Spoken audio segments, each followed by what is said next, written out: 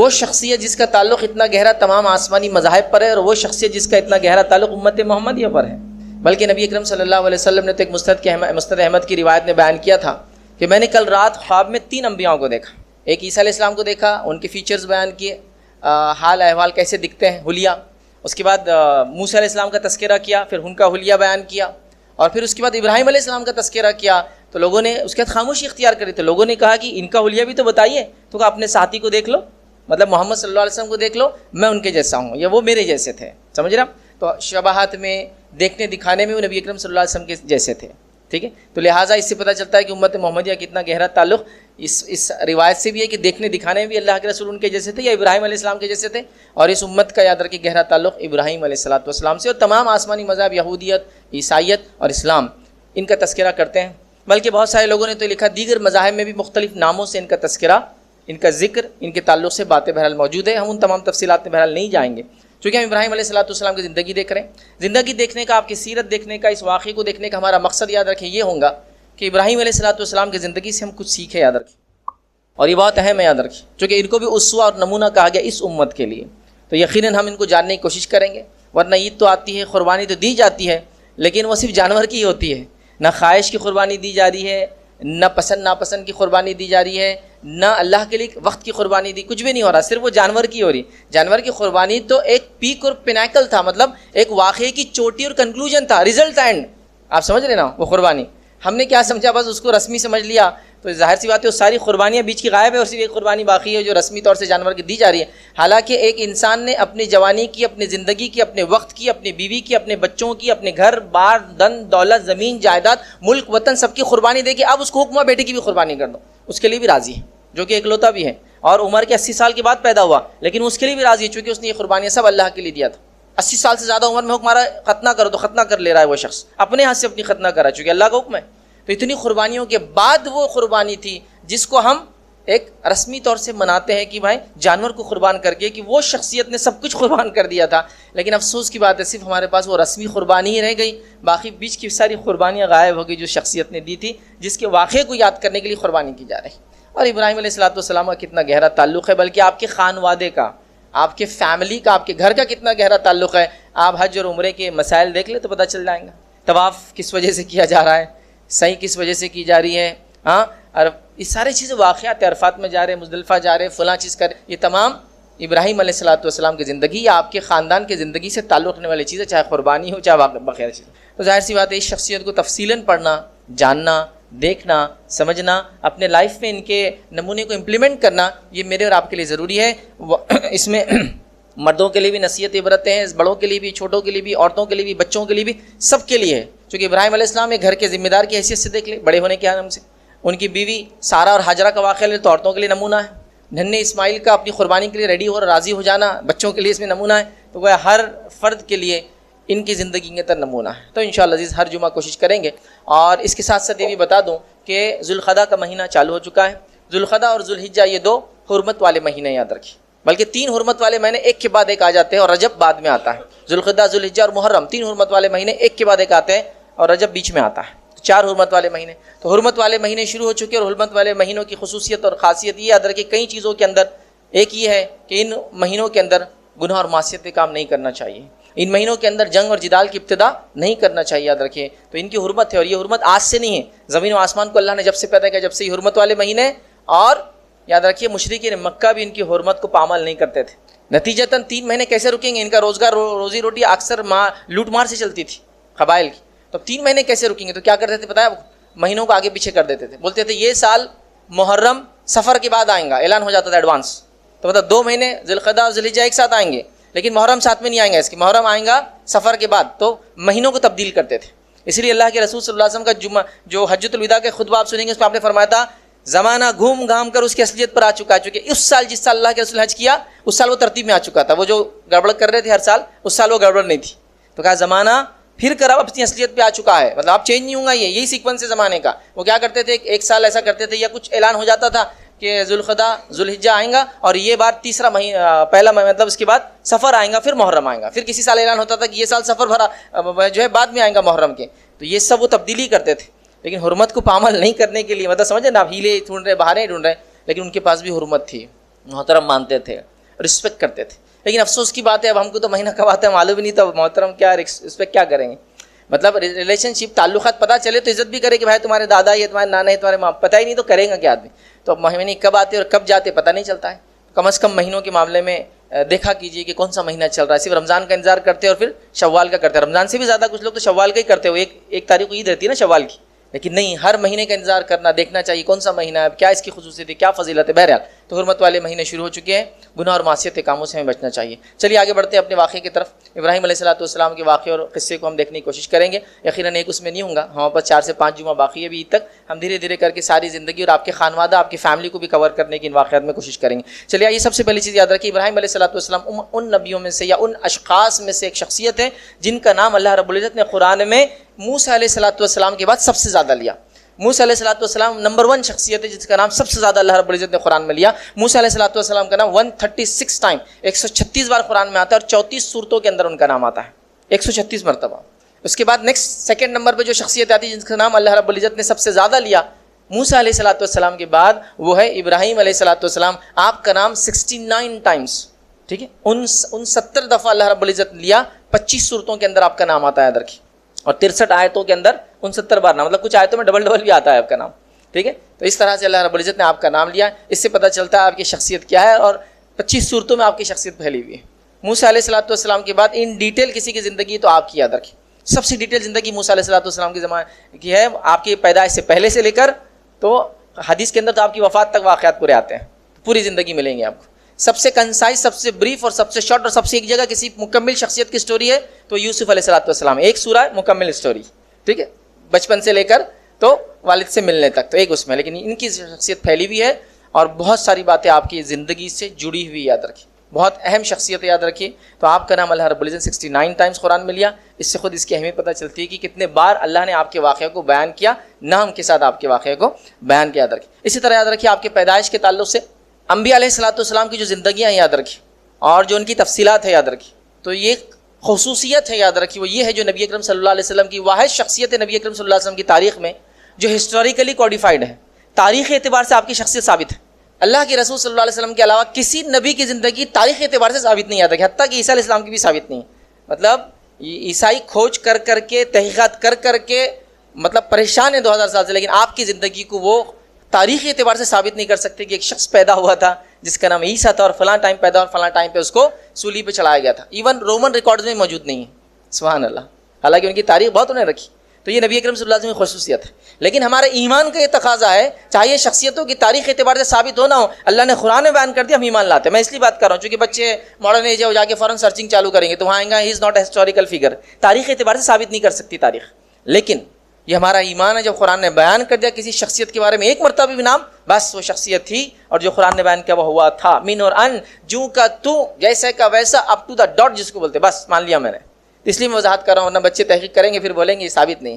لیکن ہم ایمان لاتے ہیں چونکہ اللہ کی کتاب نے بیان کیا. ہسٹری ثابت کرتے رہیں گی وقت کے ساتھ، وہ ایک الگ بات ہے.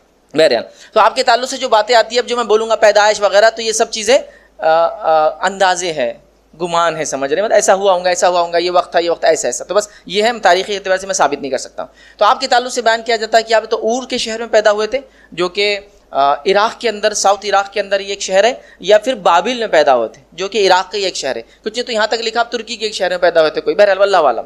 لیکن مشہور بات یہ کہ اور کے شہر میں آپ پیدا ہوئے تھے، یاد رکھیے. اور اور خود ایک شہر کو ہی بولا جاتا تھا اس زمانے کی زبان میں. اور مطلب شہر، سٹی، جیسا مدینہ، مدینۃ النبی، نبی کا شہر، تو ہم اس کو شارٹ میں مدینہ ہی بولتے ہیں. ٹھیک ہے، تو ویسا اور سالم، اور سالم مطلب سلامتی کا شہر، اس کو آج ہم بولتے ہیں جیروسلم، سلامتی والا شہر. تو اور وہ شہر کو کہتے تھے. بہرحال تو آج بھی ایک اور نام کا شہر عراق میں موجود ہے، یا پھر کچھ نے لکھا بابل، بابل نام کا بھی شہر عراق میں آج موجود ہے. اور یہ قدیم بستیاں یاد رکھیں.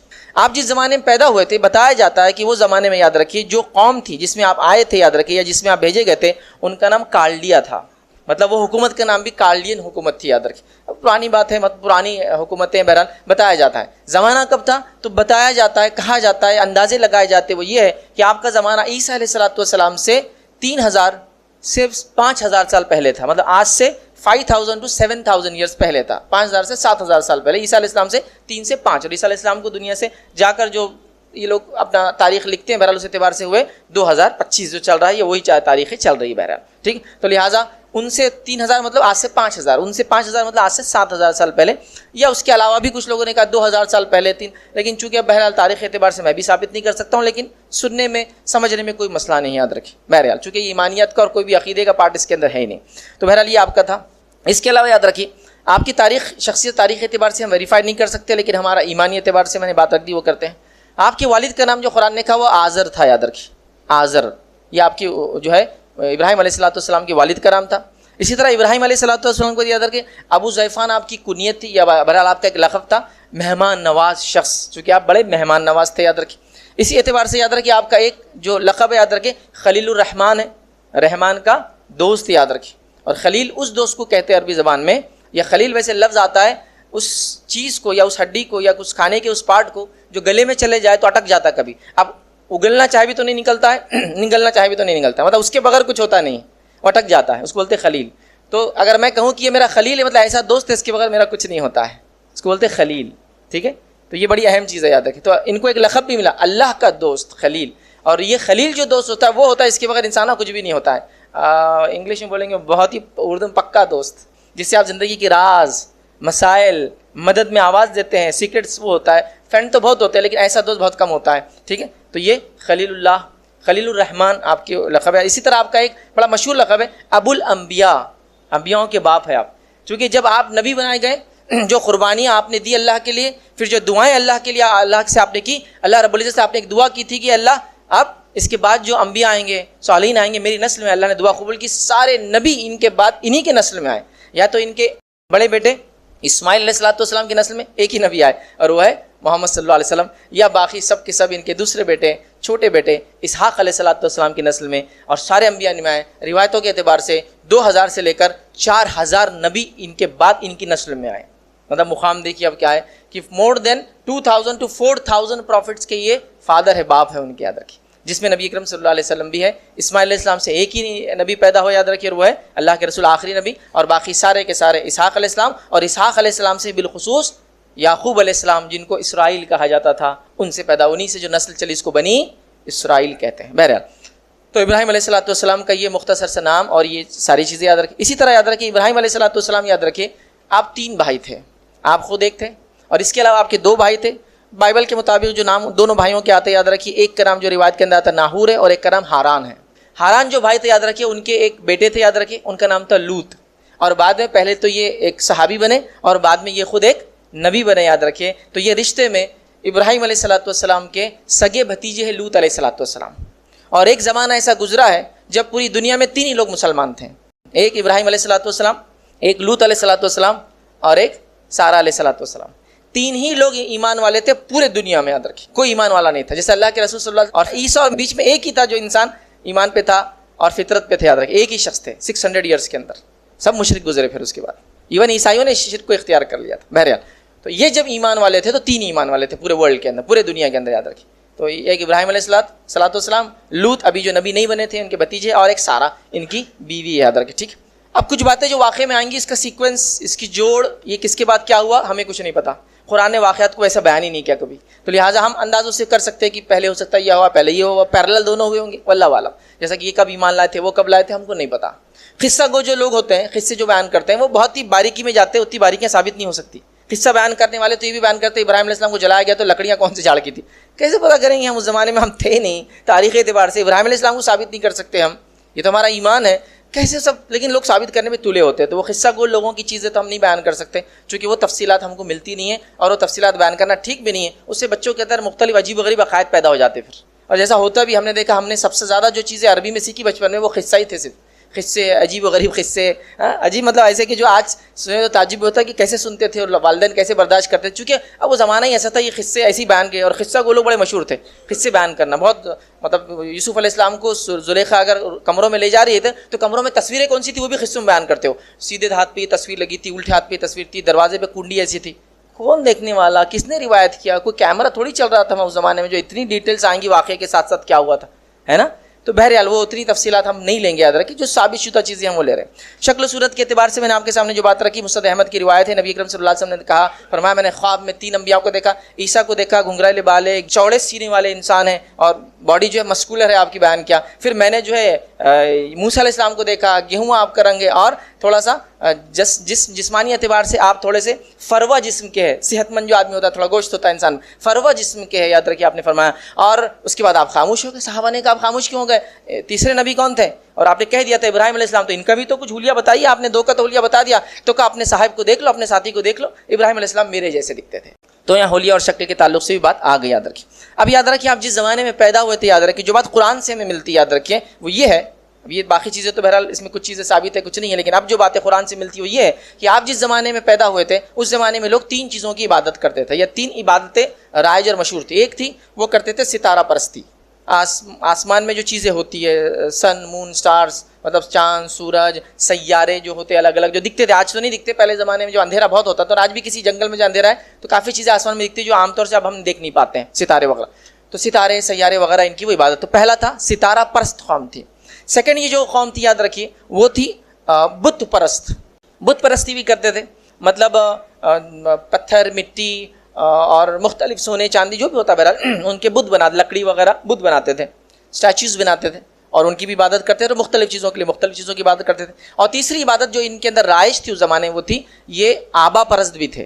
آبا پرست سے مراد یہ ہیومن ورشپ بھی کرتے تھے، اپنے سے پہلے گئے ہوئے لوگ یا زندہ لوگ، بڑے لوگ، ان کی بھی کرتے تھے، جیسا کہ وقت کے بادشاہ کی عبادت کرتے تھے یہ لوگ، جس کا تعلق واقعہ انشاءاللہ عزیز آخر میں آئیں گا، جب بادشاہ کو دعوت دی تھی آپ نے تو اپنے آپ کو رب سمجھتا تھا۔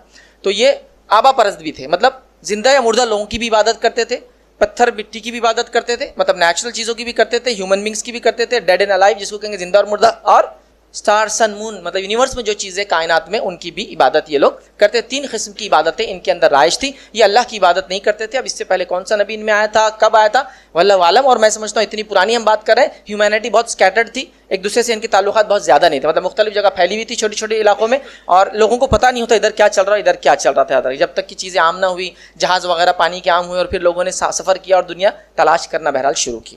تو بہرحال تو اس زمانے میں یہ 3 قسم کی عبادتیں یاد رکھیں ان میں تھی۔ ابراہیم علیہ الصلوۃ والسلام بچپن سے سلیم الفطرت تھے، انبیاءوں کو اللہ رب العزت ایسے ہی بناتا ہے، سلیم الفطرت مطلب یہ کبھی شرک نہیں کرتے ہیں، با اخلاق ہوتے ہیں، با کردار ہوتے ہیں، گناہ کے کام نہیں کرتے ہیں، معصیت نہیں کرتے ہیں، لوگوں کو تکلیف نہیں پہنچاتے ہیں، بہت اونچا ہوتا ہے ان کا اعلیٰ کیریکٹر اور ان کا معاملہ ہوتا ہے، یاد رکھیے۔ تو لہٰذا آپ سلیم الفطرت تھے۔ ان کے والد کے تعلق سے، آزار کے تعلق سے جو آتا ہے، یہ باتیں بھی ہم کو ملتی ہے کہ یہ کچھ باتوں سے ایسا لگتا ہے یہ خود بت پرست بھی تھے، اور نہ صرف بت پرست تھے بلکہ یہ بت پرستی کے ایک بڑے مقام پر، کوئی شاید پوزیشن پر فائز تھے، مطلب کوئی پوزیشن بھی ہولڈ کرتے تھے، شاید کسی بڑے عبادت بت خانے کے کوئی ذمہ دار تھے، سنبھالنے والے تھے، یہ جو بھی تھا بہرحال، یا پھر ہو سکتا ہے وقت یا جس شہر میں تھے وہاں کے بادشاہ کے یا وہاں کے جو وزیر وغیرہ تھے ان کے بہت نزدیکی انسان جو لوگوں کو عبادتوں میں مدد کرتے ہیں، چڑھاوے چڑھانا ہے، فلاں کرنا ہے، آ کے پڑھنا ہے وغیرہ، اس ٹائپ کی کوئی پوزیشن بڑی ہولڈ کرتے تھے، یاد رکھیے۔ باتوں سے اور واقعات سے یہ چیزوں کا اشارہ ہوتا ہے، چونکہ جو وارننگ انہوں نے ابراہیم علیہ السلام کو دی، میں تم کو سزا دوں گا، قتل کر دوں گا، اس سے پتہ چلتا ہے کوئی پوزیشن تھی جس کی وجہ سے وہ ایکشن بھی لے سکتے تھے، یاد رکھیے۔ واقعات میں باتیں آئیں گی، یاد رکھیے۔ تو لہٰذا یہ بت پرست خاندان میں ابراہیم علیہ السلام پیدا ہوئے، بلکہ ایسے خاندان میں پیدا ہوئے کہ والد سب سے بڑا بت پرست ایک طرح سے ہم کہہ سکتے ہیں، یا بت پرستی کے اندر کافی مقام رکھتا تھا، اس گھر میں آپ پیدا ہوئے، لیکن آپ سلیم الفطرت تھے۔ کچھ روایتوں کے مطابق، جو روایتیں بائبل میں تو نہیں آتی ہیں لیکن ایک بائبل آتی ہے، اس کو کہتے ہیں انجیل برنباس، ٹھیک ہے، برنباس بول کے بتایا جاتا ہے کہ آپ کے ایک حواری تھے عیسیٰ علیہ السلام کے، انہوں نے بھی ایک کتاب لکھی، یاد رکھیے۔ ویسے عیسائی اس کو بولتے ہیں کہ یہ صحیح انجیل نہیں ہے، لیکن اس میں کچھ واقعات ہم کو ملتے ہیں جس میں یہ آتا ہے کہ ابراہیم علیہ السلام جب چھوٹے تھے تو ان کے والد بت بناتے تھے، تو بت فروش بھی تھے، بتوں کی عبادت بھی کرتے تھے، ایک پوزیشن بھی رکھتے تھے، اور خود اس کے بناتے بھی تھے ہاتھوں سے۔ تو اس بائبل کے مطابق یہ ہوتا ہے کہ ابراہیم علیہ السلام بتوں کے اوپر سوار ہو جاتے تھے، یا پھر کبھی سوال کرتے تھے اس کا کان اتنا بڑا کیوں ہے، تو والد بولتے تھے یہ سننے والا معبود ہے، اس کا پیٹ اتنا بڑا کیوں ہے، تو یہ رزق دینے والا معبود ہے۔ اور ہر جگہ آپ دیکھیے لوگوں نے عجیب و غریب چیزوں کی وجہ سے معبودوں کو مختلف، جیسا کہ مثال کے طور پہ اولاد دینے کا ایک معبود بنا دیا تو اس کی شرمگاہ کو بڑا بناتے تھے، مطلب یہ اولاد مانگنا جس سے مانگو وہ اس سے آئیڈینٹیفائی ہوتی تھی۔ بہرحال ایک عجیب و غریب بہرحال بت پرستی کی دنیا ہے، تو وہ کان کو دیکھتے تھے، کچھ بتوں پہ سوار ہو جاتے تھے، سوار ہو کے ان کو وہ کرتے تھے۔ والد جب دیکھتے تھے بولتے تھے ابراہیم بالکل ٹھیک نہیں ہے، تم یہ بتوں کے ساتھ جو کرتے ہو جب میں نہیں رہتا ہوں یہ اچھی بات نہیں ہے۔ ابراہیم علیہ السلام چونکہ ان کو رب مانتے نہیں تھے تو وہ کرتے تھے، کبھی سوال کرتے تھے، کبھی یہ بھی سوال کرتے تھے یہ سنتے ہیں کہ ایسا کان اتنا بڑا ہے، تو بولتے نہیں سنتا ہے، تو جب سنتا نہیں تو پھر کیا فائدہ ہے اس کو آپ جو پکارتے ہو۔ لیکن والد ناراض رہتے تھے بچے سے کہ بیٹا ایسے سوالات نہیں کرنا چاہیے، یہ ٹھیک نہیں، یاد رکھیے. بہرحال تو یہ بنیاد تھی، یاد رکھیے. تو آپ سلیم الفطرت تھے، جس نیچر پہ اللہ نے پیدا کیا تھا. شرک تو انسان بعد میں سیکھتا ہے نا، اس فطرت پہ تھے، اور ظاہر سی بات ہے نبی ہونے والے تھے، تو آپ نے کبھی زندگی میں کوئی برائی نہیں کی، یاد رکھیے. اور بتوں کے تعلق سے آپ نے ہمیشہ سوال کیا. دیکھیے سوال کرنا یہ بڑی اہم چیز ہے، چونکہ ابراہیم علیہ السلام کے تعلق سے کئی سوالات کا تعلق آئیں گا اور یہ ہوگا. اور ابراہیم علیہ السلام کا ایک خصوصیت یا آپ کا معجزہ کیا تھا؟ ہر نبی کا ایک معجزہ ہوتا ہے نا. آپ نے دیکھا عیسیٰ علیہ السلام ہاتھ لگا رہے تو اللہ تعالیٰ کے ذریعے ان کو شفا دے دے رہا مریضوں کو. موسیٰ علیہ السلام عصا پھینک رہے ہیں. تو ابراہیم علیہ السلام کا کیا معجزہ تھا؟ کبھی غور کیا آپ نے؟ ابراہیم علیہ السلام کا معجزہ کیا تھا؟ آپ کا معجزہ یہ تھا، آپ سے کوئی مناظرے میں جیت نہیں سکتا تھا، بحث میں جیت نہیں سکتا تھا کوئی اگر آپ کے آمنے سامنے ڈیبیٹ کرے تو اللہ نے آپ میں ایسی صلاحیت دی تھی کہ آپ لوگوں کو آخری ایسا سوال کرتے تھے کہ بولتے نا منہ بند، عقل بند، آنکھیں بند، سب بند، نکل جاؤ. مطلب آپ کا یہ معجزہ تھا کہ بحث میں آپ سے کوئی جیت نہیں سکتا تھا.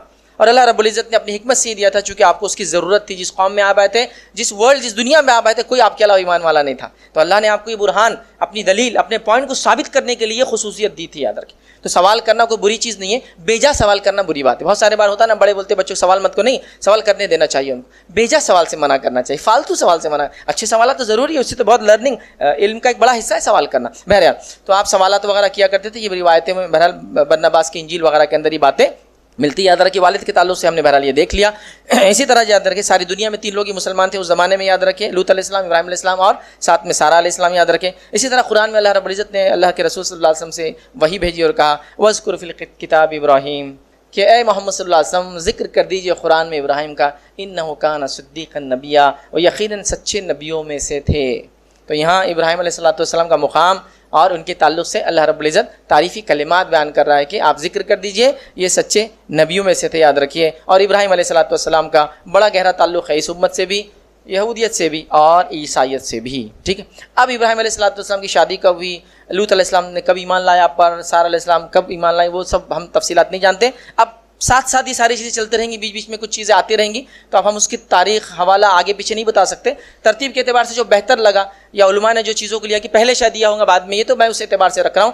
آگے پیچھے کبھی بعد میں ہو سکتا ہے 10 20 50 100 سال بعد چیزیں بدلے، تو بہرحال تحقیقی اعتبار سے دیکھا جائیں گا. لیکن ابھی جو باتیں پتہ چل رہی ہیں ہم ایک روانی کے اعتبار سے چیزوں کو لے رہے ہیں. تو آئیے ابراہیم علیہ السلام کی اب دعوت سے ہم کام شروع کرتے ہیں. آپ کا بیک گراؤنڈ تھوڑا سا دیکھ لیا. اب کس عمر میں آپ نے دعوت دینا چالو کی واللہ عالم، ہم کو نہیں پتا کیا عمر رہی ہوں گی اور کیا معاملہ ہوگا، تب شادی ہو گئی تھی نہیں ہوئی تھی وغیرہ ہم نہیں جانتے بہرحال. لیکن چلیے اب ان کا دعوت کا مرحلہ چالو ہوا اور آپ دعوت دے رہے ہیں بت پرستی کے خلاف اپنی قوم کو، بت پرستی کے خلاف اپنے والد کو، ستارہ پرستی کے خلاف اپنے قوم اور اپنے والد کو. اب اس کے بعد دعوت دے رہے ہیں اور اس کے بعد مرحلہ آئے گا آبا پرستی کی دعوت. چونکہ 3 قسم کے شرک تھے ان کی قوم میں، بت پرستی، ستارہ پرستی، آبا پرستی. تو 2 قسم کی چیزوں کا دعوت شاید پیرالل چل رہا تھا.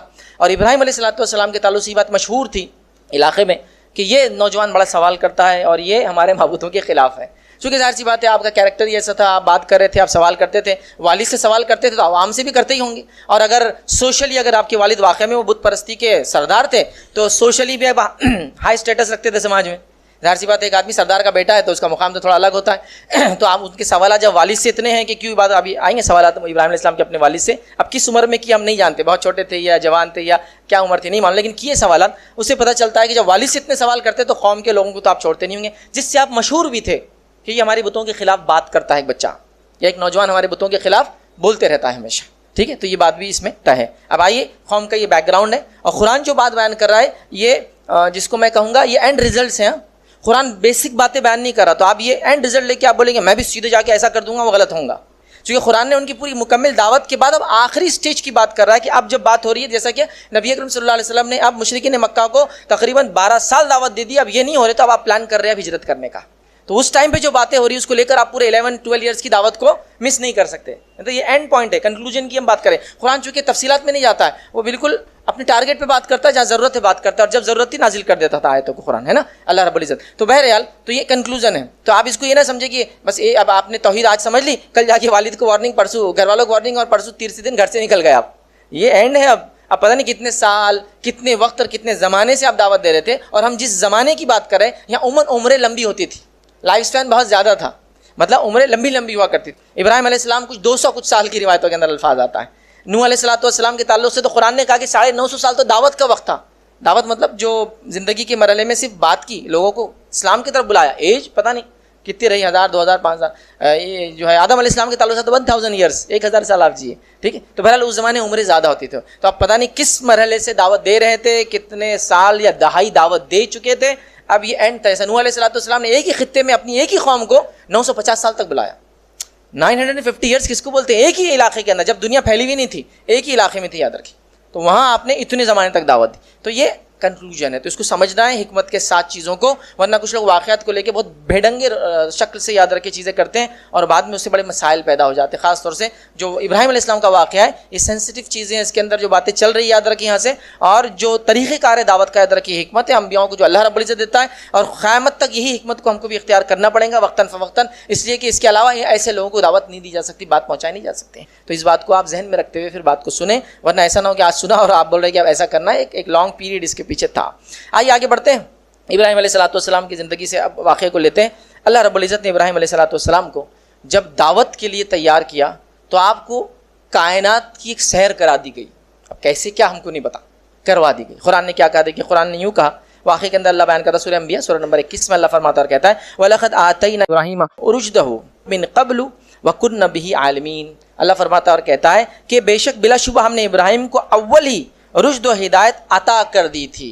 رشد و ہدایت عطا کر دی تھی. ابراہیم علیہ السلام کو رشد و ہدایت عطا کر دی گئی تھی, یاد رکھیے, اور ان کو کچھ چیزیں بتا دی گئی تھی جس سے اب ان کے اوپر خود دلیل ثابت ہو گئی تھی کہ اللہ رب العزت ہمارا رب ہے, اور باقی چیزیں جن کی عبادت اللہ کے علاوہ ہوتی ہے وہ حق نہیں, یاد رکھیے. تو یہ دے دی گئی تھی, کائنات بتا دی گئی ہوں گی, چیزیں سمجھا دی گئی ہوں گی, وہی بھیج دی گئی ہوں گی, لیکن تفصیلات چونکہ نہیں آ رہی تو لیکن اللہ کہہ رہا ہے ہم نے ان کو یہ چیز عطا کر دی تھی اپنے طرف سے, رشد و ہدایت, صحیح راستہ بتا دیا تھا ابراہیم علیہ السلام.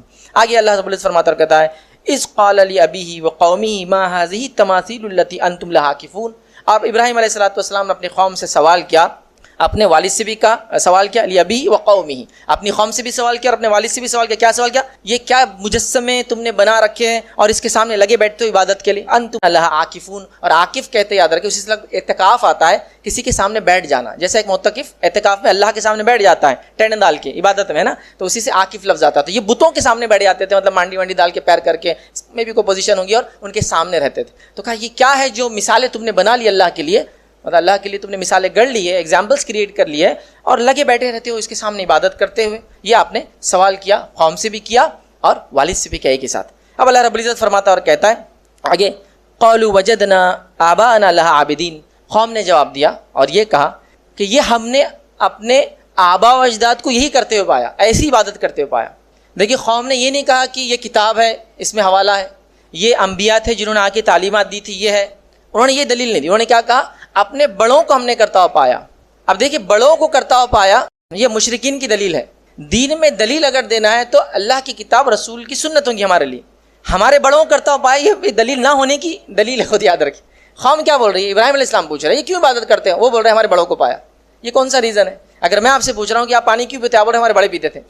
آپ بولو پیاس لگی تو پی رہا ہوں, ضرورت ہے تو پی رہا ہوں, اچھا لگتا ہے تو پی رہا ہوں. میں کیا بول رہا ہوں, بڑوں کو دیکھے تو ہم پی رہے. مطلب آپ چیزوں کو دھکا دے کر, پروف آپ کے برہان آپ کے ریفرنس نہیں ہے تو آپ کیا کریں, بڑوں کو پایا. مطلب سمپل. اب ہم سے آگے کوشچن مت کرو, ہم نہیں جواب دے سکتے.